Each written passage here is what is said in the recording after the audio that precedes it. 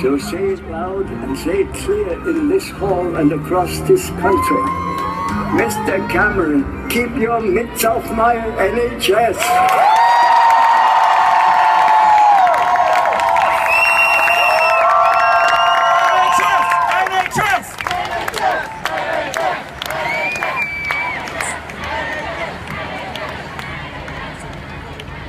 "92 years have passed since I was born in the barbarous year of 1923 in the coal mining community of Barnsley. The light fades on my life and dawned towards the narrow cobble streets of my early life that was fraught with poverty and sickness. Back then, existence was a hard scrabble battle for many Britons because we lived in a primitive era when there was no NHS and good health care was a privilege that only the rich could afford. In the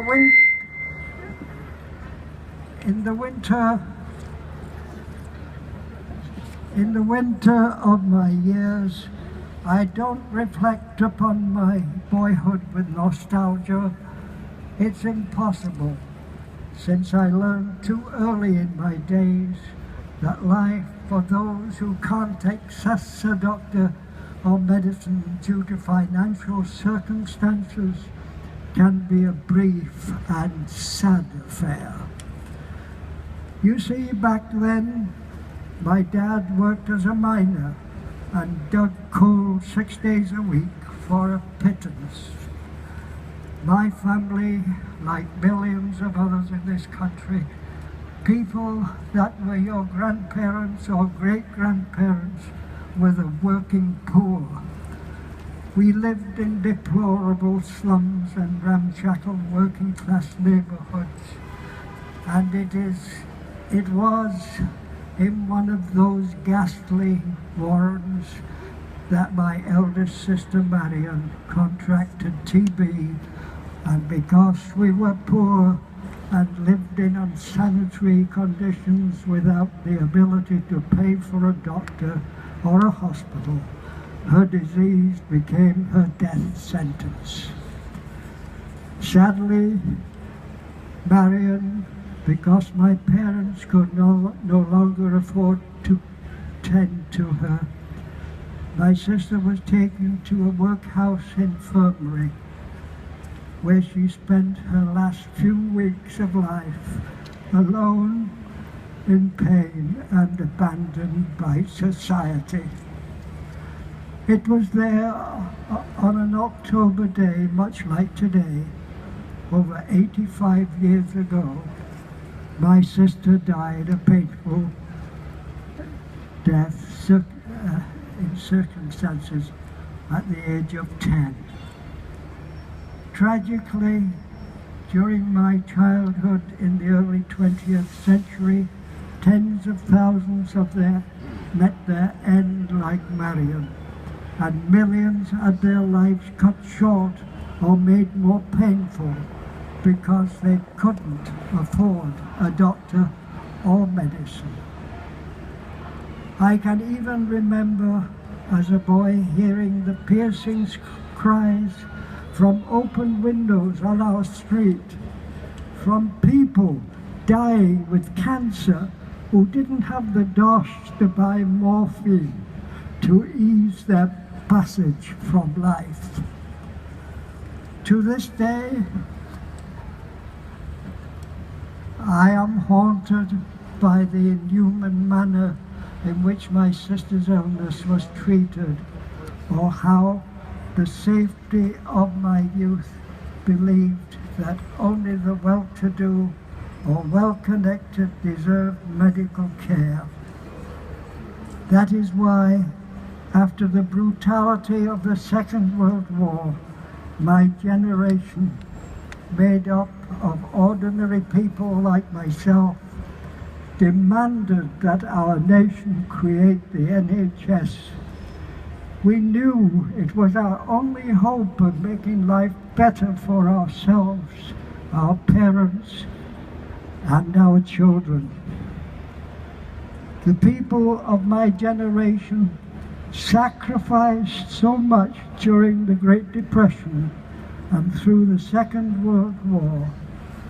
The NHS became our peacetime dividend.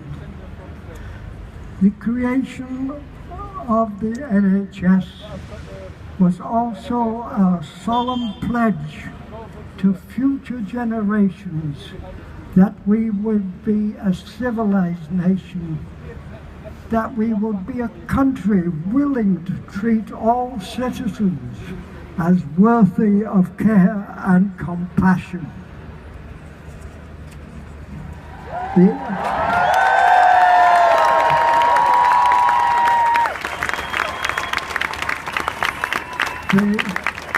NHS is for me Britain's greatest achievement because it freed millions from the tyranny of sickness and poverty to move forward and lead productive lives. We must remember that the NHS is as essential to our nature's well-being as the armed forces are to protect us from foreign threats.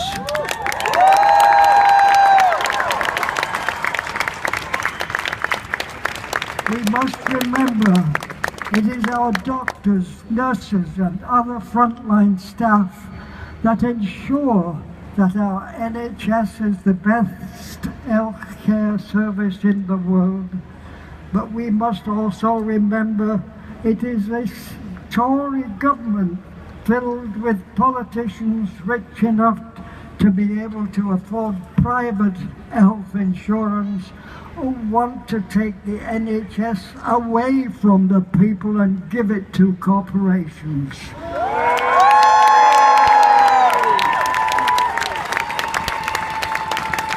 This is why I am proud to stand with you today in support of junior doctors, because their fight against Jeremy Hunt's new working contract is not only just, it's necessary. If Jeremy Hunt's contract comes to pass, it will put into harm's way NHS patients who rely upon expert care. This professional care by our doctors cannot be provided by if Jeremy Hunt has his way and forces junior doctors to work shifts that would be unhealthy for any worker. But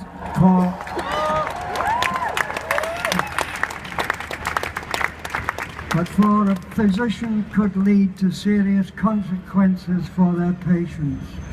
I tell you, if this government has the money to subsidize giant multinational corporations and provide tax breaks for our wealthiest citizens, then it has the money to pay our hard-working, dedicated doctors a fair day's wage for a fair day's work.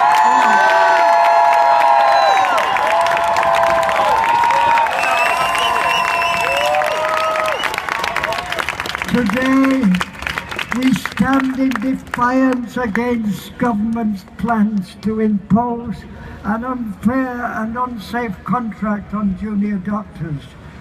But after today, we must be vigilant, resourceful, and patient if we are going to see the junior doctors' contract dumped on the tip of Tory bad ideas.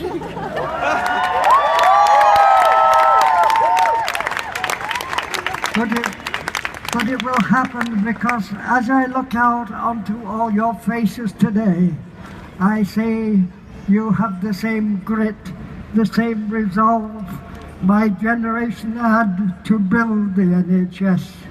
So you will carry on this struggle to ensure The NHS is and always will be an institution for the people and by the people. So I tell you, as an old man who has seen what Britain looked like before the NHS, fight for your birthright, fight for the rights of doctors and patients, and tell Jeremy Hunt to keep his mitts off our NHS.